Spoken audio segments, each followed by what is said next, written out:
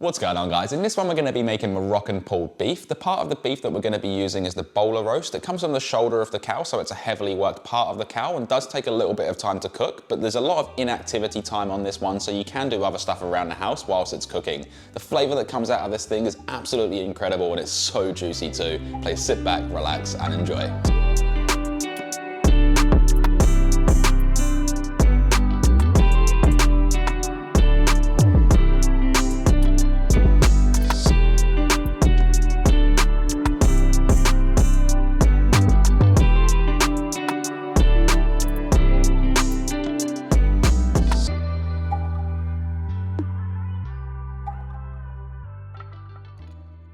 Alright guys, starting this off, slice off both ends and remove the skin from one brown or yellow onion, saving the scraps for a stock. Slice the onion in half, then slice each half into quarters, rotate 90 degrees and dice into large even-sized chunks.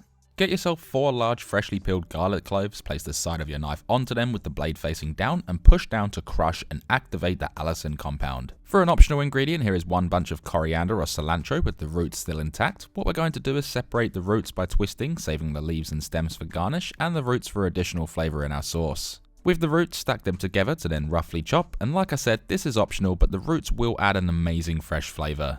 Last but not least, here we have the 1.5 kilo or 3.3 pound beef Bolar roast. Place this into a large mixing bowl and add in 1 teaspoon or 2 grams of ground cumin for warmth and earthiness, 1 teaspoon or 2 grams of ground ginger for a pungent warm spice, half a teaspoon or 1.5 grams of ground coriander for floral and fragrant notes, half a teaspoon or 1.5 grams of ground cinnamon for sweety woody warmth, half a teaspoon or 1.5 grams of ground allspice for a piney fragrance and flavour, half a teaspoon or 1.5 grams of cayenne pepper to spice this up a little bit, and for the last spice, 1/4 of a teaspoon or 0.5 grams of ground cloves for a subtly sweet warmthness. Of course, season to taste with sea salt flakes, then get your hands in there and massage those spices into the beef, making sure it's well coated, and that mixture of spices is a typical Moroccan seasoning.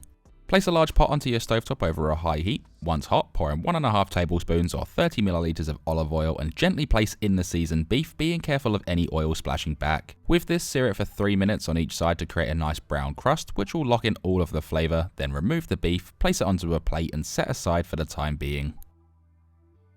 With the pot now over medium heat, add in the large diced brown or yellow onion and saute for 4 minutes, mixing it around regularly, which will start picking up the beef flavour and seasoning. Next, add in the crushed garlic cloves along with the roughly chopped coriander or cilantro, which is optional.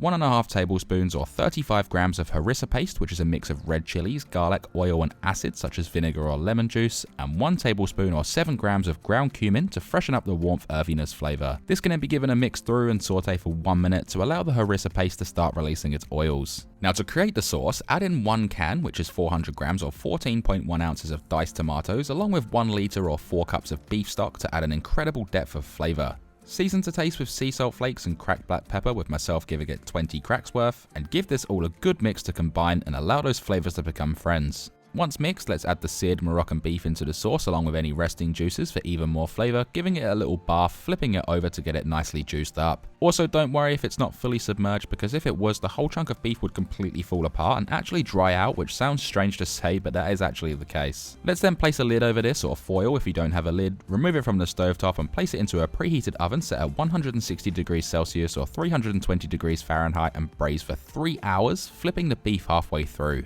In the meantime, to make a fresh tangy sauce, add 100 grams or 3.5 ounces of tahini to a mixing bowl. Grab 1 large fresh lemon, slice it in half, then extract the juice with a citrus juicer or by hand, removing any seeds. Add the juice to the tahini for a citrusy tang, then add in half a teaspoon or 1.5 grams of ground cumin for that nice earthy warmthness, and season to taste with sea salt flakes. Grab a whisk and give this a mix through, and you'll notice this will start to get quite thick, which can be adjusted by adding cold water to thin it out, but remember you can always add but you can't remove, so just keep adjusting till you have a thin mayonnaise-like consistency, then place this in the fridge until you're ready to serve. After 3 hours, let's carefully remove this amazing smelling beef. Remove the lid to reveal that beef, and then take this over to our chopping board and gently transfer it onto the board.